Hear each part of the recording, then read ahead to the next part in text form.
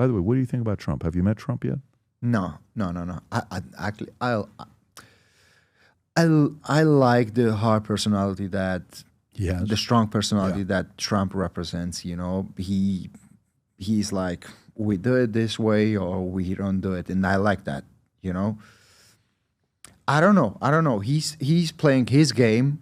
Me and you, we can think whatever we want to think, but at the end of the day, as I said, I vote for peace, and I hope and I think that Trump is seeking for the peace in the world, even if it doesn't look like that at some point. And someone, I don't know, you see a lot of crazy things in the social media. I really think that he's doing that, and he's looking like for the best interest for the United States, and this is what he has to do. That's why the people choose him as a leader. So you like him? Of course I like him. You haven't met him yet? Not yet. You know, he probably really likes the way you fight. Yeah. You know, he's a big fan of the fight. He watches everything. I know. I never saw him in my fights because he goes sometimes like randomly. I go to this event, this one. We never... At the same time? At the same time. Are you going to this fight or no? Are you going this weekend? No, I'm not. You're not going to be there? Okay. Oh, if you're in that place, it's going to be crazy. Yeah, that's why. That's why you're not going. I'm not going to watch to like other sporty. I don't go. I enjoy mine, and that's it. Well, listen, you fight Islam, he's going to be at that fight. I think so. I mean, I listen, of course, if he's got political different things that he's dealing with, he's got a big job.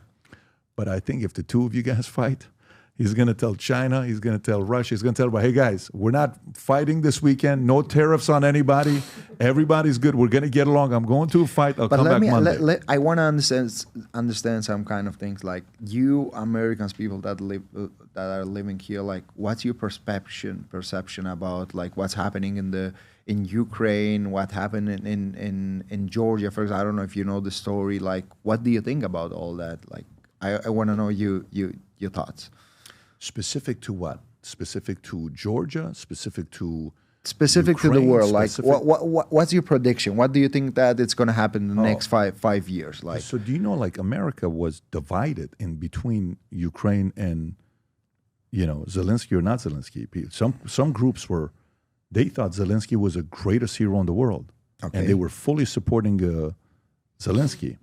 And some people thought Zelensky was a bot, and people were just giving money to him, and you know, a continuous war, not necessary. Every time coming and saying, I need more money. I need more money. Yeah. I need more money. And so American taxpayers are sending money. We're like, wait a minute. We're sending all this money to Ukraine, war with Russia, but we have problems in America right now. Why are we doing this? So there's a big part of Americans where if support, can you type in, Rob, where the support was for Zelensky? So do you think it's easy like that, like how you explain it? Like Zelensky was coming, knocking the door, I need money, and they were giving the money to him. And do you really think that it happens like that? And they didn't have any interest behind that money, behind that moment? Accountability or interest? Whatever. I don't know. It's like, do you really think that, let's say Biden was giving the money to Zelensky like that? I don't know. Take this, take that. Well, whatever. Zelensky Biden had interest with Ukraine that he got in trouble with on a hot mic when he said certain things because they were going after his son. There was some issues that was going on at the time. So there are a lot of things that you see to see that financially the president may have even benefited from it, may have benefited from it on that deal with Zelensky. And then people on the back end also probably benefited from a little bit of a war. It turns into, you know, it's a $400 billion contract to rebuild Ukraine. That's a lot of money, Ilia. It's a lot of money. So I think this is what we see. Then I think this is what's going on. Yeah. You know, and we don't see this, right? But at the same time, what we learned the last 8 years with the news is you can't trust everything you see. You have to stay skeptical, and you have to question a lot of things. And I learned one thing a long time ago. And I think this will make sense to you.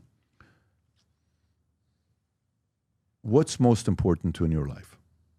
What's the top 5 most important things in your life? My family. Okay. Let's say myself.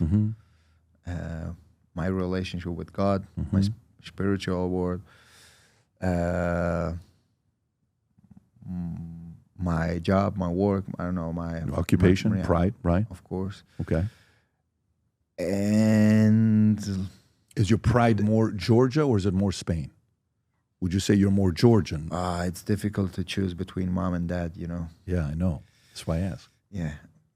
So both are important to you because you have both fans, right? They both love you, okay? But something probably like when you were a kid, how did you guys look at Russia? In a good way? No. Okay. All right. From what age? Probably very young age. Since I was born. Who can change your mind?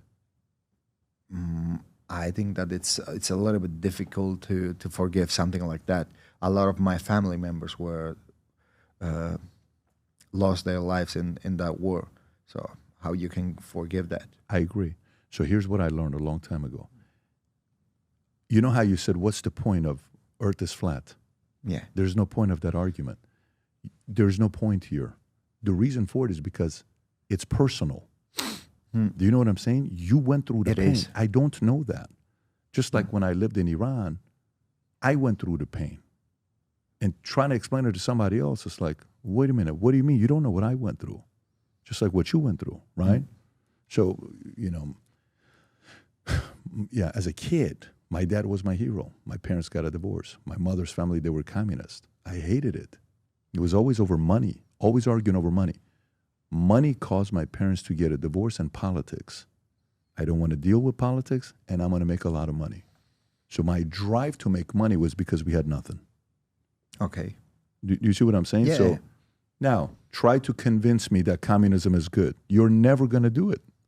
Of course. Yeah. Either. I know. So, but to me, in a situation like this, when talking to somebody that experienced what happened in Georgia, that's why when Paddy said what he said to you, it was personal. Of course it was personal, yeah. And that's similar to what happened with Conor and Khabib when they were fighting and some of the comments was made. Conor was probably trying to sell the event, but Khabib's not trying to sell the event. I know what you mean. Yeah, so to me, I understand why this is an important, sensitive topic to you and to many people, not just to you, to a lot of different people in the world. But I always watch the people that, when my parents were together, I would watch an aunt. She would come to our house when my dad was at work. As a kid, I'll never forget this. She would sit there and just go for 3 hours. I'm a 6, 7-year-old kid. Just 3 hours talking bad things about my dad. Did your husband buy you a necklace? You know such and such bought such and such wife their necklace? Why doesn't he do that for you? Did he ever take you to dinner? You know such and such. Did he take you to Italy? You know such and such. I don't think he takes care of you. Look how beautiful you are. He's lucky to have somebody like you. And I would watch this. And then my dad would come home after working 12 hours, driving 2 hours to work at 8:30. And then my mom would go and scream at him. Boom. And you know who it was? It wasn't my mom. It was that lady. Yeah. So to me, I'm very careful with people like that. Of course. And it happens in wars and in politics. So that's what I'm saying. When they say, hey, why don't they let him join NATO and all this other stuff? I don't know the people behind closed doors that are, hey, let me tell you. Hey, let me tell you. Hey, let me tell you. You know, that's the part that at this phase of my life, I'm very careful with. Oh, of course. You I can saw trust it closely. To anyone.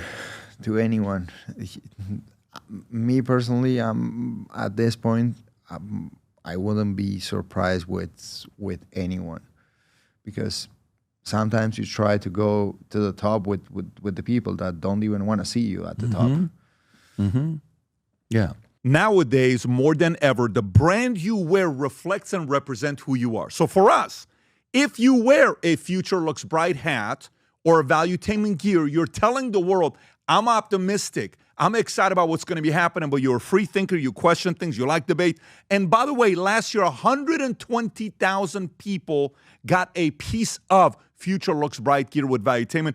We have so many new things. The cufflinks are here. New Future Looks Bright. This is my favorite, the green one. Just yesterday, somebody placed an order for 100 of these. If you watch the PBD podcast, you got a bunch to choose from. White ones, black ones. If you smoke cigars and you come to our cigar lounge, we have this high quality lighter cutter and a holder for the cigars. We got sweaters with the Valuetainment logo on it. We got mugs. We got a bunch of different things. But if you believe the future looks bright, if you follow our content and what we represent with Valuetainment, with PBD Podcast, go to vtmerch.com. And by the way, if you order right now, there's going to be a special VT gift inside just for you. So again, go to vtmerch.com, place your order, tell the world that you believe the future looks bright. If you enjoyed this video, you want to watch more videos like this, click here. And if you want to watch the entire podcast, click here.